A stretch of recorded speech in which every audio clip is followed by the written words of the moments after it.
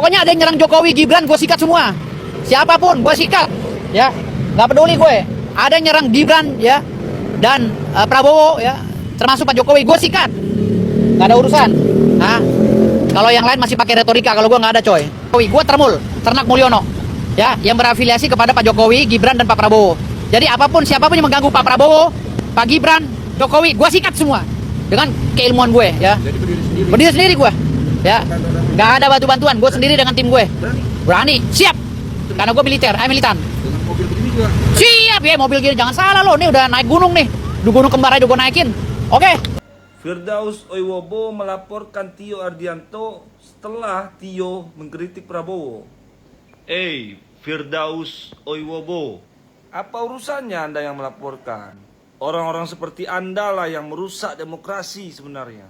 Dikit-dikit dilaporkan, sedikit-sedikit dilaporkan. Kalau Anda memang paham hukum, Anda seharusnya tidak melakukan atau tidak mengambil jalan itu.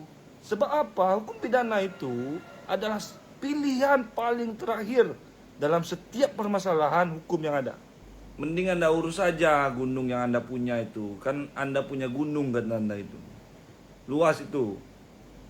Astaga, Firdaus Oiwobo seret nama Mahfud MD dan Rocky Gerung dalam pelaporan kasus Tio Ardianto. Muncullah nama Pak Mahfud MD dan Rocky Gerung. Mahfud dalam perkaranya. Dalam perkara Tio Ardianto, maksudnya pelaku dalam lingkup perkara tersebut, dugaan penghasutan dan fitnah terhadap saya dan program Pak Prabowo serta Pak Prabowo dan Mas Gibran. Muncullah nama Pak Mahfud MD dan Rocky Gerung. Mahfud dalam perkaranya. Dalam perkara Tio. Firdaus Oiwobo harus menerima kenyataan pahit setelah berita acara sumpah BAS, advokatnya dibekukan oleh Pengadilan Tinggi Banten. Keputusan ini diambil setelah aksinya yang kontroversial di Pengadilan Negeri Jakarta Utara, di mana ia naik ke atas meja saat membela Rasman Arif Nasution melawan Hotman Paris. Akibatnya, Firdaus dipecat dari Kongres Advokat Indonesia, KAI, dan kini dilarang berpraktik sebagai advokat. Menanggapi hal ini, Hotman Paris pun menyarankan Firdaus untuk mencari pekerjaan lain. Sementara itu, Rasman Arif justru merasa kasihan terhadap Firdaus yang kini kehilangan karirnya. Apakah ini akhir dari perjalanan hukum Firdaus Oiwobo? Maka saya minta pada Pak Prabowo, tolong kasih jabatan saya Pak. Menteri, minimal Menteri Koordinator Pengawas Aparatur Negara. Ya, dan beri kewenangan saya untuk memecat mereka. Saya pecah-pecatin itu, saya evaluasi. Program pertama saya ketika saya menjabat sebagai Menteri Koordinator Pengawas Aparatur Negara adalah mengevaluasi semua kerjanya. Saya periksa semua tuh. Mana rapor merah kalian? Yang rapor merah saya pecat-pecatin, saya buka lagi pendaftaran baru. Misalnya Mahkamah Agung, ada hakim-hakimnya saya pecat. Saya buka lagi pendaftaran baru. Yang jadi hakim mau silakan. Ngapain sih susah-susah, kadernya banyak kok. Sarjana hukum banyak yang ngelamar di Mahkamah Agung, banyak yang ngelamar di jaksa, banyak yang ngelamar di polisi. Kita ini terlalu terpaku gitu dengan sistem-sistem yang ada ini. Sehingga semua yang cacat itu dianggapnya sah. Dan kecacatan itu dianggap sah, akhirnya menjadi jurisprudensi. Jurisprudensi adalah acuan hakim, acuan penegak hukum untuk melegalkan semua yang salah nantinya. Makanya kecacatan ini jangan dilegalkan. Kalau dilegalkan akan jadi nanti. Hari ini pembekuan bas advokat sudah dilaksanakan. Artinya makam para advokat sudah digali oleh advokat. Ya, kalau advokat hari ini nggak bersuara, makamnya sudah digali. Kalau advokat tidak berusaha untuk melakukan ini dan membantah ini melalui pengadilan dan lain-lainnya, ini advokat satu persatu akan dikubur di sini bersama saya. Saya nih yang dikubur duluan. Saya adalah tonggak sejarah adanya berita acara sumpah yang dibekukan. Sejarah loh dalam dunia peradilan di Indonesia. Satu-satunya Indonesia sekarang ini di dunia bahkan tonggak sejarah berita acara sumpah dibekukan. Hari ini. Oke, Bang. Kuburan para advokat sedang dibuka dan digali. Besok banyak advokat-advokat yang protes dan ingin membela hak-hak kliennya dikubur di sini juga karena melawan dan melalui sistem yang sama. Makanya saya sekarang ajukan keberatan untuk saya ajukan ke PT UN. Gitu loh. Jadi cara-cara yang cara begini memalukan sekali. Dan praktisi-praktisi hukum yang paham seperti saya ini, saya rasa yang lainnya tertawa, senyum gitu melihat lembaga sebesar Mahkamah Agung ini kok bisa begini tindakannya gitu kan. Gitu. Oke, Bang, mungkin kok bisa berdasarkan apa berdasarkan apa ya? Tolong kamu nanya dulu ya. Saya pikiran saya jadi hilang ya. Jangan bawel maksudnya, diam aja. Jadi maksud saya di sini kita ini jadinya apa ya? Maksudnya kita itu jadinya dilihat tidak profesional dan lucu kayak anak kecil gitu loh. Hanya dipaksakan. Besok kalau ada yang kritik menteri, tahu tuh dicari kesalahannya, lalu di penjara lagi. Tradisi kayak gini tradisi kotor. Gitu loh. Objek perkaranya dulu dibongkar. Dan baru jadi nyari kesalahan orang. Begitu. Saya jadi lucu, jadi istilahnya hari ini kok ada pembekuan, istilah pembekuan. Emangnya es kebo dibekuin. Kalau es kebo nggak apa-apa dibekuin di kulkas. Ini kan aturan, Pak. Jangan dibikin sesederhana itu, Pak. Memalukan. Konstruksi hukumnya acak-acakan. Tanya pada Profesor Yusril yang sekarang jadi Menko Polhukam. Tanya, pasti pendapatnya sama dengan saya. Kalau beliau berbeda berarti beliau kurang pemahamannya. Tanya Profesor Mahfud MD, pasti sama dengan saya. Gitu loh. Karena jangan diada-ada. Gitu. Hal yang nggak ada ya nggak ada. Kalau saya tidak dibekukan, jangan dibekukan. Kalau nggak ada undang-undangnya jangan diadakan. Kalau mau bikin seperti itu, bikin undang-undang baru atau peraturan baru. Baru saya dihukum.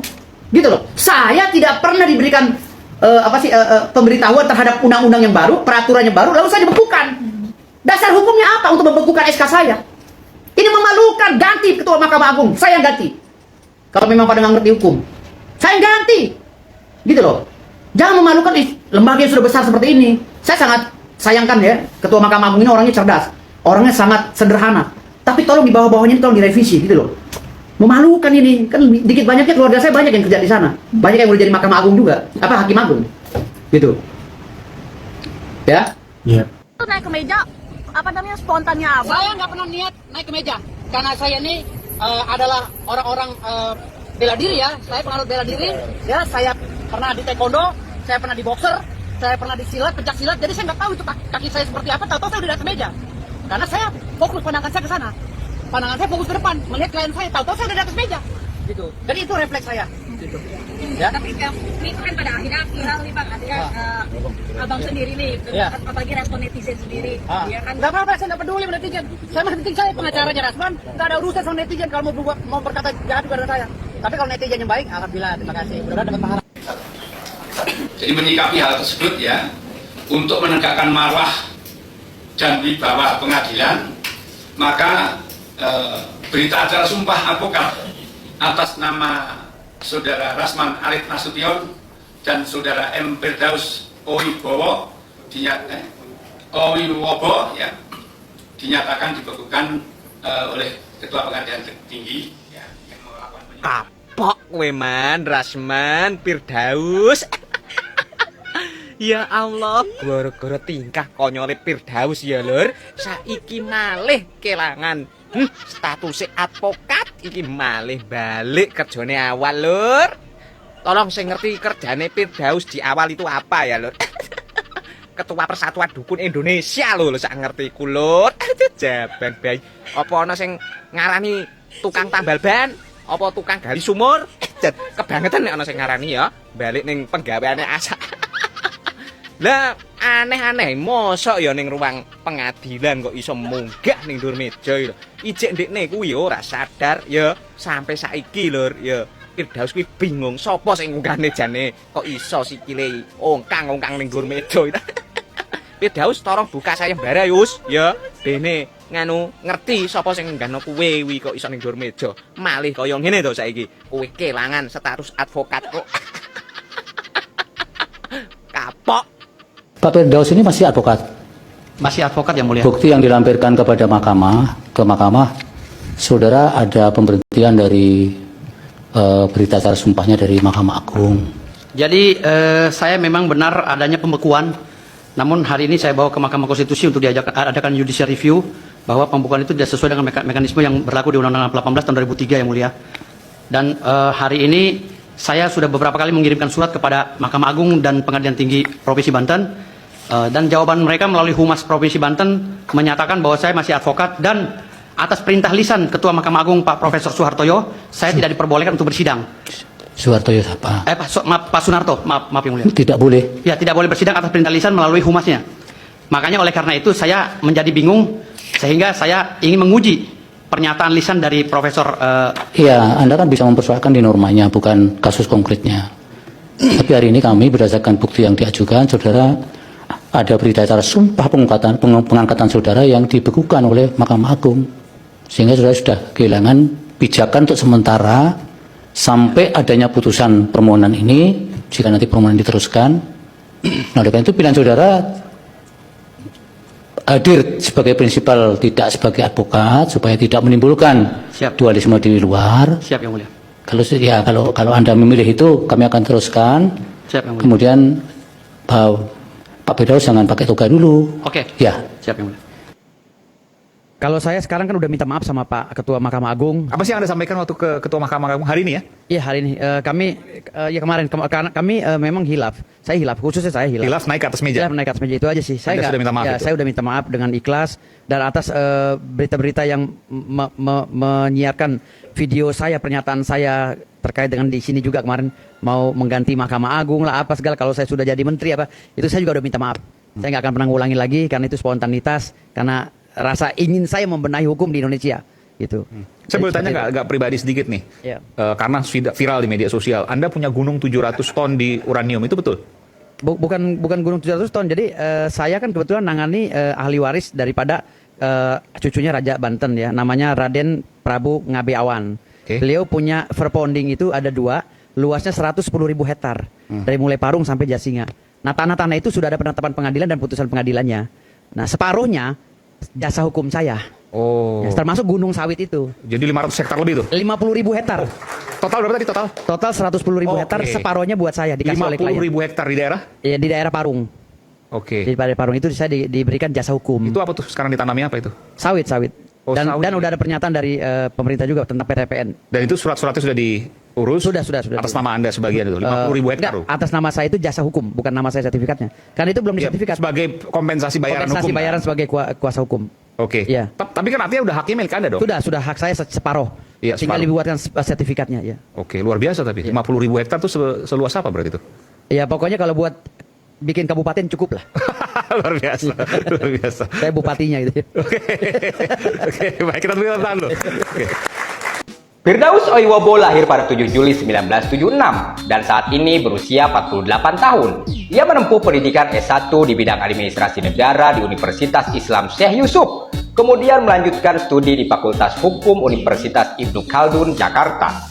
Selain berkarir sebagai pengacara, Firdaus juga terlibat dalam berbagai organisasi. Ia menjabat sebagai pimpinan Yayasan Mutiara Taman Firdaus dan memiliki keterlibatan dalam Perkumpulan Artis Republik Indonesia atau Perari. Ia juga aktif di bidang sosial dengan menjadi Ketua Umum Satgas Anti Narkoba Nasional, menunjukkan bahwa aktivitasnya tidak hanya terbatas di bidang hukum. Itu. Firdaus Oiwobo ini adalah bukan mahasiswa Fakultas Hukum Universitas Ibnu Khaldun Jakarta. Menurut data yang sudah kami cek, memang belum pernah daftar. Begitu juga ijazahnya tidak pernah dikeluarkan oleh Universitas Ibnu Khaldun Jakarta. Melihat ini, kami keberatan ya, baik secara kelembagaan maupun secara alumni, kami merasa dirugikan. Karena baik kami kan sebagai fakultas hukum ya, kami tidak pernah mengajarkan kepada mahasiswa kami cara-cara seperti itu. Apa ini termul? Nih, lihat itu. Ternak Mulyono. Apa maksudnya? Aku ketumnya, aku pendirinya. Oh, gitu. Ternak Mulyono. Oh gitu, mau ngapain maksudnya? Hah? Mau ngapain? Ya udah mau ini tuh. Wawancara TV. Gambarnya bagus banget sih, lucu. Kenapa harus gambar monkey? Karena ini simpanse adalah binatang paling pintar dan cerdas di antara binatang. Terungkap asal-usul Firdaus Oiwobo punya Gunung Parung, ngaku dikasih cucu Raja Banten. Ya, karena saya mendapatkan separuh dari 110.000 hektar tanah tersebut dari klien saya. Ya, yang bernama Raden Ngabe, cucu dari Raja Banten. Setelah tingkahnya naik ke atas meja persidangan viral, kini pengacara Firdaus Oiwobo kembali menjadi sorotan atas pengakuannya. Bagaimana tidak, ia mengaku memiliki gunung yang berisi uranium yang bisa menghidupi orang ratusan tahun. Firdaus Oiwobo juga mengklaim memiliki surat dan sertifikat resmi kepemilikan Gunung Parung di Bogor, Jawa Barat. Ia juga memberikan peringatan untuk perumahan yang berdiri di tanah Gunung Parung. Tak main-main, Firdaus mengaku bisa menggugat siapapun yang membangun rumah dan berkegiatan di atas tanahnya yang diklaim seluas 110.000 hektar tersebut. Publik lantas dibuat penasaran asal-usul Firdaus bisa memiliki gunung. Rupanya diakui Firdaus dirinya memiliki Gunung Parung lantaran diberikan oleh cucu Raja Banten. Ya, karena saya mendapatkan separuh dari 110.000 hektar tanah tersebut dari klien saya. Ya, yang bernama Raden Ngabe, cucu dari Raja Banten. Ia mengklaim bahwa telah memiliki surat penetapan dan putusan pengadilan terkait kepemilikan gunung tersebut. Verponding nomor 3 dan nomor 9, Persil 37 dan 39, itu jumlah totalnya 110.000 hektar. Ya, dan itu sudah ada surat penetapan dan putusan pengadilan. Firdaus pun memberikan peringatan keras bahwa siapapun tidak boleh membangun rumah dan berkegiatan di atas tanahnya yang diklaim seluas 110.000 hektar tersebut. Ia pun akan menggugat pihak yang nekat melakukan hal tersebut. Menurutnya banyak perumahan yang tidak laku di kawasan Parung karena bermasalah dengan alas hak tanahnya. Firdaus berencana melayangkan somasi kepada pemilik perumahan di sana lantaran dibangun di atas tanahnya. Gitu. Makanya yang beli rumah tanah di Parung itu hati-hati. Itu masuk dalam giriknya klien saya. Sepanjang jalan Parung. Bahkan Firdaus menyarankan bagi pihak yang tidak percaya untuk mengecek langsung status kepemilikan tanah tersebut ke Badan Pertanahan Nasional. Jadi silakan dicek di pengadilan, ya, silakan dicek di BPN, di situ sejarah tanahnya ada. Ya, sesuai dengan Undang-Undang Nomor 5 tahun 1960. Mereka verponding, hidup, penetapan ada, semua lengkap. Setelah mengklaim gunung, Firdaus mengaku akan membagi-bagikan tanah tersebut karena ia mendapat warisan berupa gunung dan keturunan sultan. Lewat konten yang diunggahnya, Firdaus Oiwobo membuka tawaran untuk mereka yang ingin mendirikan pesantren baru. Ia sudah menyiapkan tanah beberapa hektar. Ia menyebut tujuannya semata untuk perkembangan Islam ke depannya. Sementara itu terkait kasus naik meja persidangan, Firdaus mengaku tak tahu alasannya. Ia menyebut dirinya tak sadar tiba-tiba sudah berada di atas meja. Diketahui saat sidang yang berakhir ricuh antara Rasman Nasution dan Hotman Paris, sosok Firdaus Oiwobo juga menjadi sorotan. Pasalnya di tengah kericuhan, Firdaus Oiwobo naik ke atas meja sidang dan teriak histeris. Kala itu majelis hakim memutuskan persidangan dengan agenda pemeriksaan Hotman Paris sebagai saksi pelapor berjalan tertutup untuk umum dikarenakan terdapat unsur asusila. Saat sidang di-stop, Rasman Nasution mendatangi Hotman Paris yang diam duduk di kursi saksi. Pihak Hotman Paris langsung melerai perseteruan tersebut. Tim pengacara Rasman Arif Nasution dan Hotman Paris saling berdebat. Bahkan Firdaus sampai naik ke atas meja sidang mengungkapkan rasa tak terimanya.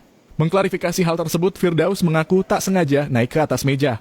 Ia mengaku hanya merespons spontan ketika melihat Rasman terancam.